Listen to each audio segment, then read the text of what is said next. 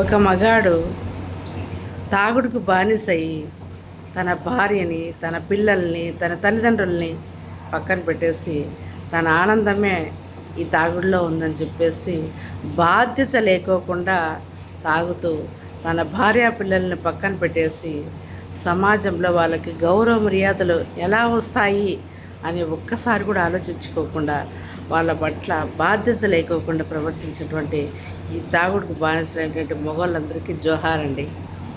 ఒక్కసారి మీరు ఈ తాగుడుకు బానిస అయ్యే ముందర ఒకసారి ఆలోచించండి. మిమ్మల్ని నమ్మి తాళి కట్టించుకొని 7 అడుగులు నడిచిన మీ భార్య ఉందని, మీరు జన్మనిచ్చినటువంటి పిల్లలు సొసైటీలో బతకాలి అంటే గౌరవం ఉండాలి. మళ్ళీ ఆ గౌరవం ఎక్కడి నుంచి వస్తుంది? ఫ్యామిలీ నుంచే వస్తుంది. మరి ఆ ఫ్యామిలీకి ఉండాల్సినటువంటి వాల్యుబుల్స్ అన్నీ కూడా నువ్వు ఒక తండ్రిగా ఇవ్వాల్సి ఉంటుంది.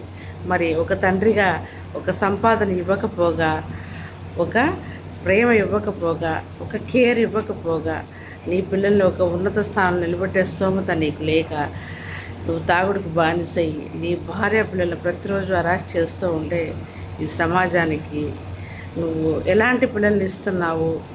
మరి నీ నుంచి ఎలాంటి ఆలోచనల్ని, ఎలాంటి అలవాట్లు వాళ్ళు చేసుకుంటారో ఒక్కసారి ఆలోచించు.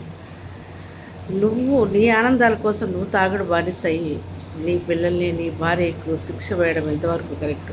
మరి ఇలా మీరు తాగుడుకు బానిస కావాలి అంటే పెళ్లి చేసుకో